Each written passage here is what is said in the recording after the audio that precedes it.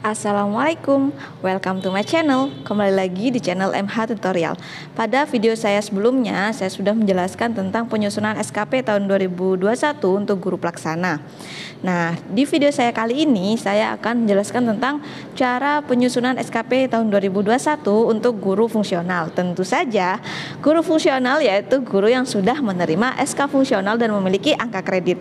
Lalu, bagaimana cara menyusunnya? Simak terus videonya.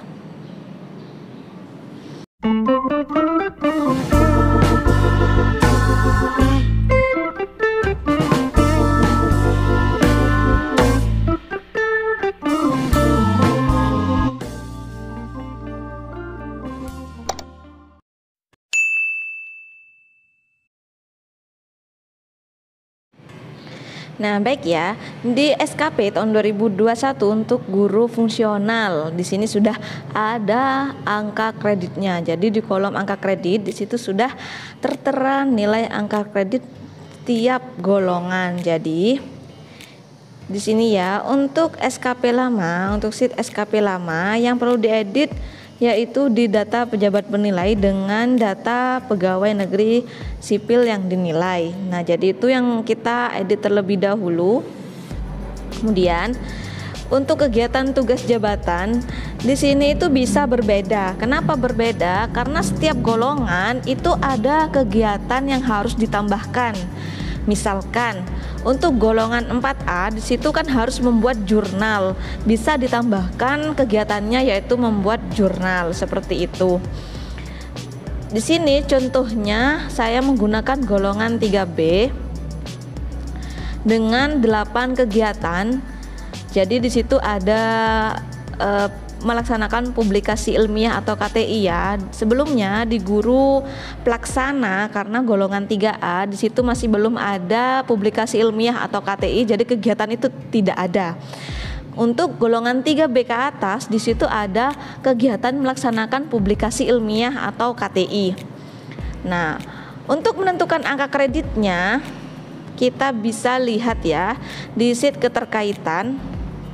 Nah, di sini sudah ada beberapa pangkat golongan dengan angka kreditnya. Jadi di sini untuk golongan 3A itu 10,5, kemudian untuk 3B 9,5, 3C 20,25, kemudian 3D 19,5 sampai 4D di situ 38,75. Jadi angka ini yang kita masukkan di kegiatan pertama yang merencanakan dan melaksanakan pembelajaran ini seperti itu. Jadi kita masukkan di sini ya untuk 3B. Untuk 3B di sini 9,5. Jadi di sini kita masukkan 9,5. Kalau di sini guru yang bersangkutan itu misalkan 4A, kita masukkan di sini 29,75 jika pangkatnya itu 4A. Jika pangkatnya 3D di situ 19,5. Jadi kita melihat di ini ya angka ini. Ini sudah angka tiap pangkat dan golongan. Kemudian kita masukkan di sini di AK di kegiatan pertama. Untuk melaksanakan pembimbingan pada kelas yang menjadi tanggung jawabnya di situ 0,475.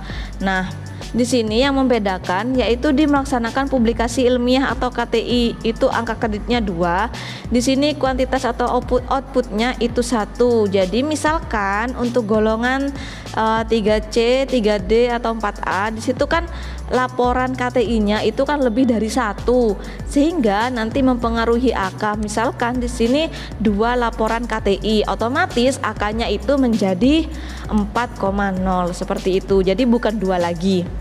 Kemudian sebagai pengurus atau anggota organisasi profesi di sini angka kreditnya 1 karena PNS yang bersangkutan kebetulan dia pengurus PGRI sehingga di sini saya beri AK 1. Kalau misalkan cuma sebagai anggota itu AK-nya 0,750 seperti itu.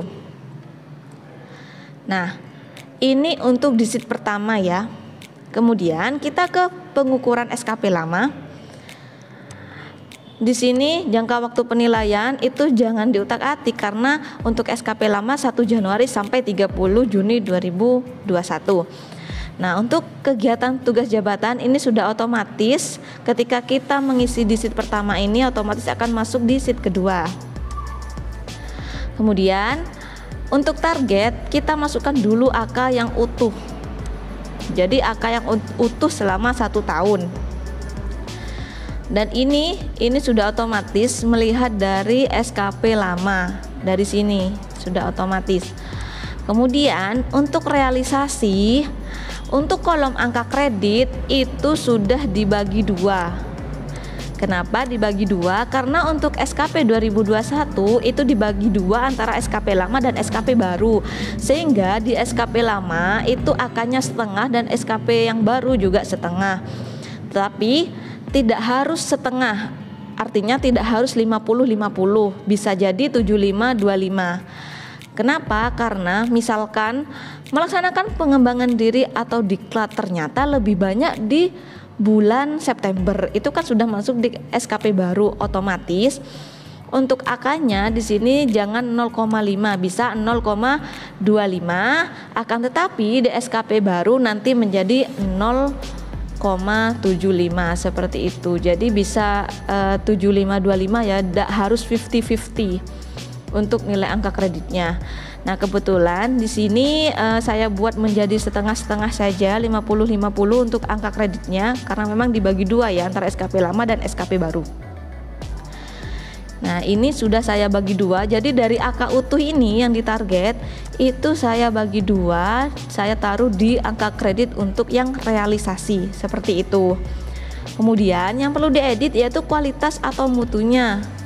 Karena beliau itu masih golongan 3B, saya kasih nilai 78-79 karena riwayat karirnya juga masih lama. Akhirnya ketemu nilai 84,88 dengan predikat baik. Kita ke penilaian SKP lama. Sama, yang perlu kita edit yaitu perilaku kerja. Jadi yang bersangkutan itu bagaimana perilaku kerjanya dalam sehari-hari di lembaga masing-masing. Itu yang beri nilai kepala sekolah ya.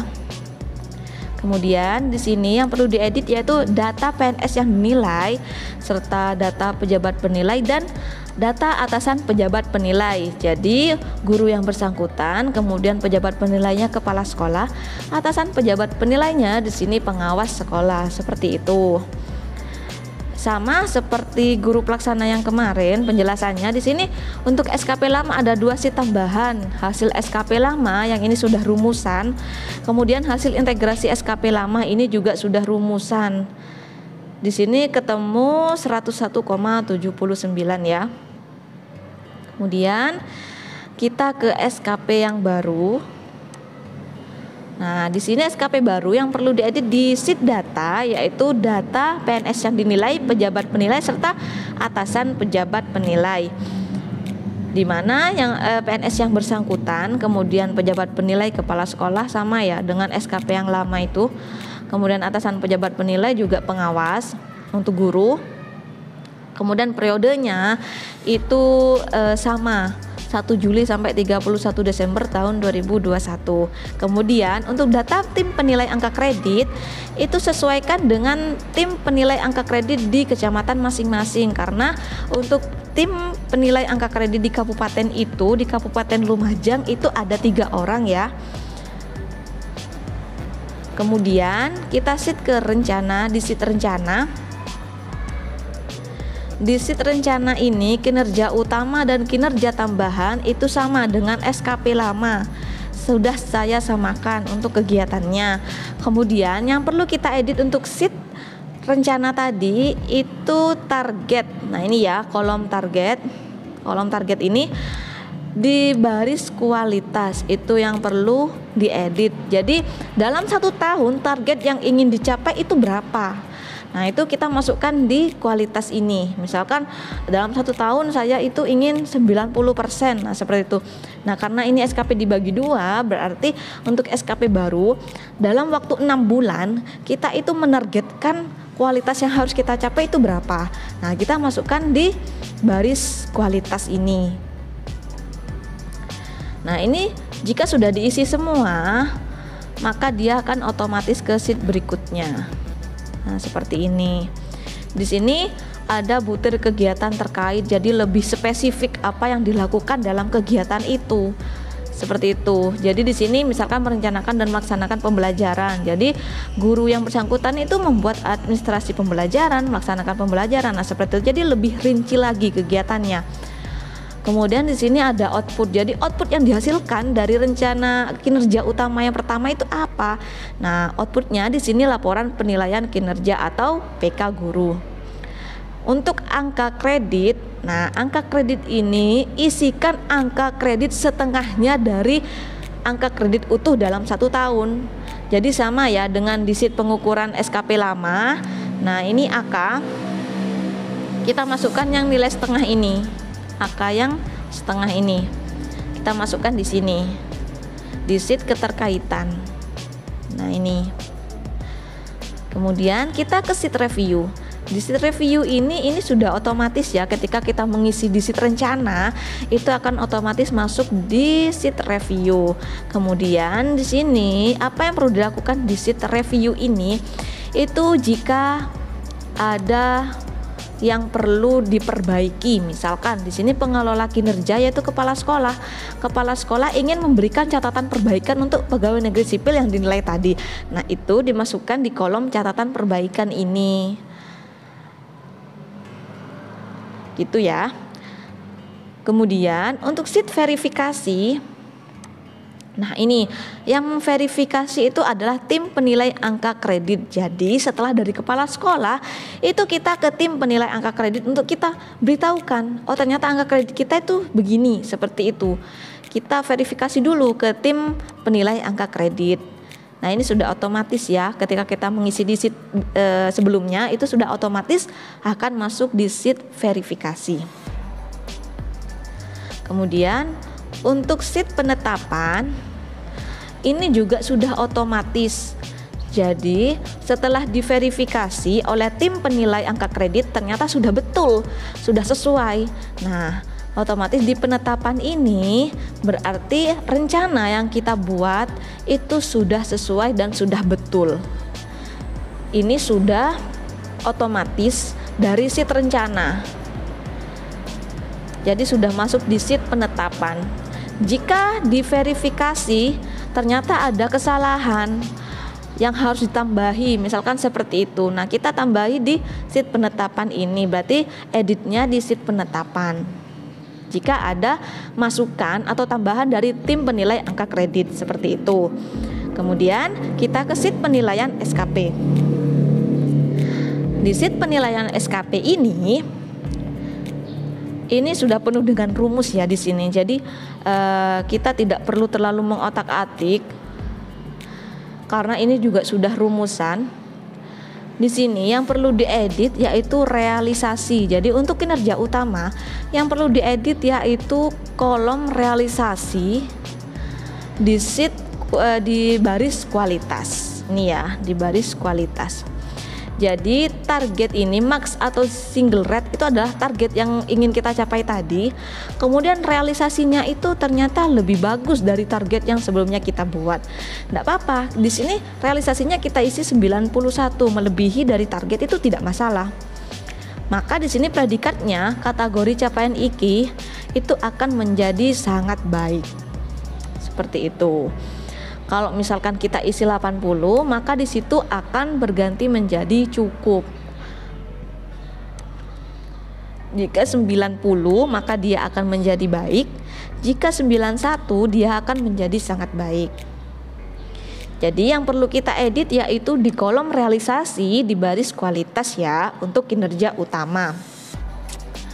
Untuk kondisi kita buat normal semua.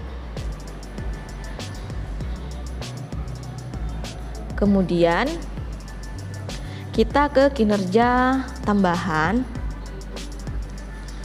Nah, di kinerja tambahan ini sama dengan yang SKP lama, mengikuti diklat fungsional, melakukan penelitian tindakan kelas, menjadi anggota atau pengurus profesi seperti itu. Itu sama dengan SKP lama kegiatannya ya. Nah, untuk kinerja tambahan yang perlu diedit itu adalah kolom realisasi di baris kualitas, sama ya dengan kinerja utama. Akan tetapi perlu diperhatikan lagi untuk ini ya, ini kolom Z, ada angka 2, ada angka 1. Nah, itu kita lihat di sheet berikutnya, yaitu di nilai tertimbang. Jadi dia itu lingkup kegiatan yang kita lakukan. Misalkan di sini mengikuti diklat fungsional. Nah, diklatnya itu di mana? Kalau dia dalam satu perangkat daerah, kita pilih lingkup 1.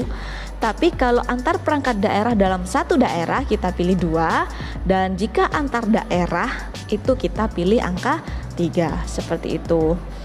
Jadi di sini kita bisa ubah menjadi 3 atau diubah menjadi 1. Otomatis nilai di sampingnya itu akan berubah juga sesuai lingkup yang kita pilih. Seperti itu. Itu ya. Jadi dia akan berubah. Ini juga sangat mempengaruhi nilai kinerja tambahan. Di sini nilai dari keseluruhan, nilai SKP-nya dari kinerja utama dan kinerja tambahan itu 101,1. Itu nilai akhirnya untuk SKP yang baru. Kemudian kita ke penilaian kinerja. Untuk penilaian kinerja jangan diedit di sheet ini. Sekali lagi ya, jangan diedit di sheet ini. Akan tetapi kita editnya itu di sheet proses perilaku, proses penilaian perilaku. Seperti di SKP yang guru pelaksana itu sama. Kita lihat levelnya dulu. Untuk di sini kan contohnya 3B, berarti guru pertama. Hanya diizinkan levelnya 2 sampai 3. Sehingga di sini untuk levelnya ada 2,6, 2,8. Yang penting jangan melebihi angka 3. Karena level yang diizinkan itu untuk guru pertama 2 sampai 3. Kemudian situasi, orientasi hingga kepemimpinan. Kalau guru hingga sampai kerjasama ya. Nah, ini ada angka 1, 2 sampai 5. Itu artinya kita lihat di sheet berikutnya, di situ ada keterangan penilaian perilaku. Jadi di sini untuk pelayanan, orientasi pelayanan, situasinya itu ada 5A sampai E. Untuk situasi 1, ketika memberikan pelayanan kepada pihak-pihak yang dilayani, indikator perilaku kerja yang akan kita lakukan itu apa? Itu kita bisa pilih ya, 1, 2 atau 3. Sekali lagi yang diperkenankan untuk guru pertama itu level 2 hingga level 3. Di sini saya memilih angka 2. Otomatis saya masukkan di sini di situasi yang pertama, yaitu situasi A. Yang perlu saya lakukan indikatornya yaitu memberikan pelayanan sesuai standar dan menunjukkan komitmen dalam pelayanan. Nah, setelah kita isi semua dalam situasi ini, maka akan dihasilkan hasil konversi. Ini ya, nilai hasil konversi perilaku kerja. Maka dia akan otomatis masuk ke sheet penilaian kinerja. Maka akan otomatis masuk ke sini. Seperti itu. Kemudian untuk sheet integrasi, ini adalah integrasi dari 2 SKP tadi, dari SKP lama dan SKP baru. Jadi untuk periode Januari sampai Juni SKP lama itu nilainya 101,8. Kemudian untuk periode Juli Desember SKP baru itu di situ 102,0. Jadi nilai kinerja PNS tahun 2021 secara keseluruhan itu menjadi 101,9 dengan predikat baik. Ingat ya, untuk SKP baru rank nilainya yaitu 90 sampai 120. 90 itu baik, 120 itu sangat baik. Jika di bawah 90 maka nilainya menjadi cukup. Kemudian kita ke laporan dokumen. Laporan dokumen ini sama, yang perlu diedit itu adalah data pegawai yang dinilai, pejabat penilai kinerja ya, yaitu kepala sekolah dan pengawas. Untuk nilai ini itu sudah secara otomatis masuk ya di sini. Bedanya dengan guru pelaksana yaitu di total angka kredit yang diperoleh bagi pejabat fungsional. Jadi kita total angka kredit dalam 1 tahun yang kita hasilkan itu berapa? Kita bisa lihat di sini ya. Kita bisa lihat di sheet SKP lama tadi, ini kan angka kredit yang utuh dalam 1 tahun. Nah, kita tinggal menjumlah angka kredit ini, kemudian kita masukkan di laporan dokumen ini, di total angka kredit yang diperoleh kita masukkan di sini. Nah, itu bedanya dengan guru pelaksana, karena guru pelaksana tadi tidak memiliki angka kredit karena belum menerima SK fungsional, jadi statusnya masih sebagai pelaksana. Begitu ya untuk penjelasan cara menyusun SKP tahun 2021 untuk guru fungsional. Di deskripsi sudah ada link ya, bisa download di Google Drive untuk filenya, tinggal edit saja. Dan jika ada yang belum mengerti atau belum dipahami bisa komen ya.